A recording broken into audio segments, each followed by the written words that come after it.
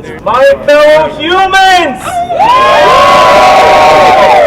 Today we unite in common love for all humanity, which we have raised from an infant in our own hearts, in our own homes, in our parks and playgrounds and gardens. And among those friends we have added to our families at parties and weddings and schools and meetings. I'm very inspired by what's going This on. common love for all humanity is strong and able.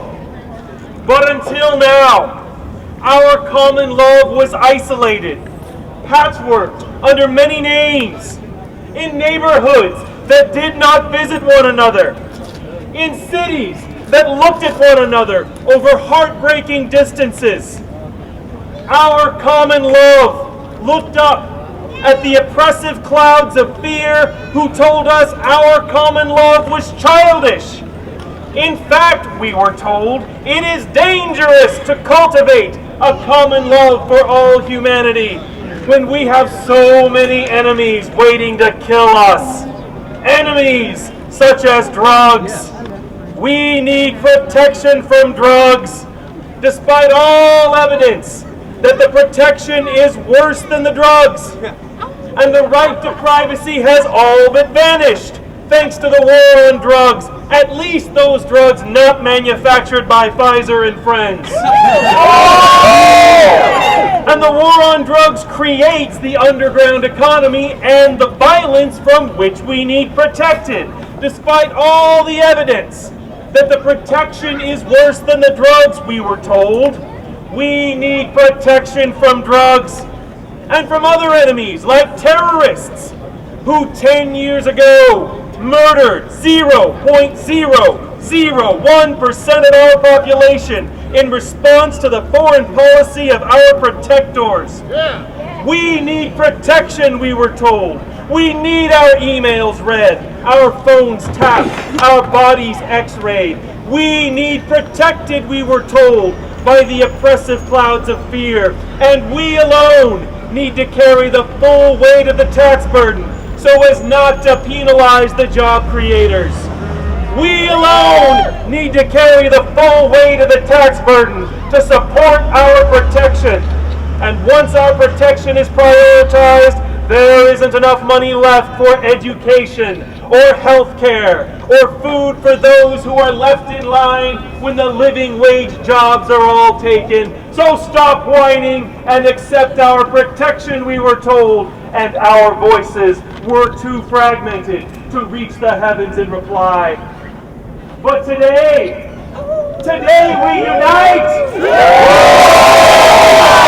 In love for all humanity, and our united voice is surpassing the atmosphere and surrounding the globe, from New York City to Damascus, to Washington, D.C., to London, to Seattle, to Auckland, to Fayetteville, to the computer screens in millions of awakening living rooms. We are finally strong enough to make the change. But it is not enough to change the system. Every revolution is a turn of the wheel, and the revolutionary's easiest path is to become the oppressor. Yes, we make demands on politics. Yes, we demand that our elected officials answer to the people who elect them, not to the people who fund their campaigns. Yes, we demand that the United States recognize the sanctity of the individual, that corporations are not people. Yes, we demand that the United States print its own money instead of delegating that task to a private corporation. Yes, we demand that nutrition and clean air and clean water and a stable climate and health care and freedom of personal choice in all non-violent aspects of life be a higher priority than profit and war. Yes, we make demands on politics, but it is not enough to change the system. Every revolution is a turn of the wheel, And the revolutionary's easiest path is to become the oppressor. The only path to a better future is a fundamental shift in human nature so that our common love for all humanity includes compassion for those who have invested in the profit-centered system we reject, even while they fight us with propaganda, with pessimism. Oh, the pessimists who call themselves realists, the unwitting foot soldiers of the status quo will tell you, you can't change human nature, it can't be done. They will quote the Bible, there is nothing new under the sun, but they are wrong. There is nothing permanent, everything is new. The sun is new, humanity is newer still. A mere 200,000 years humans have walked this earth, and right now our growth is exponential.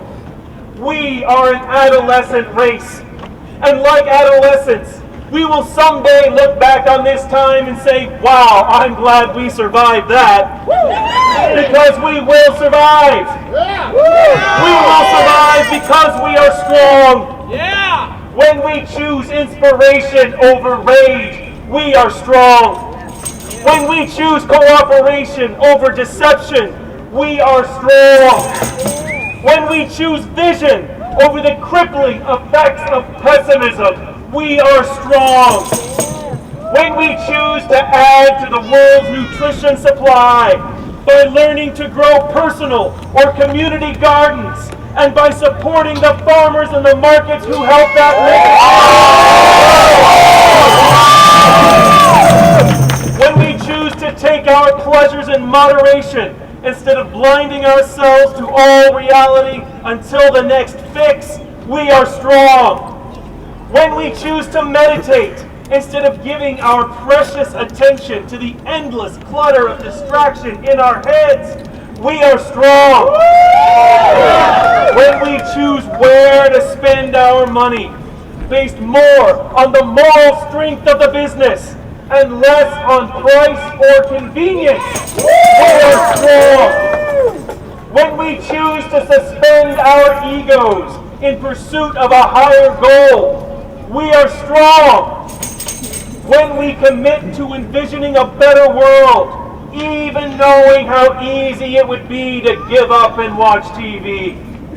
When we commit ourselves to envisioning a better world where corporations do exist and do make profits, and they also pay their fair share of taxes.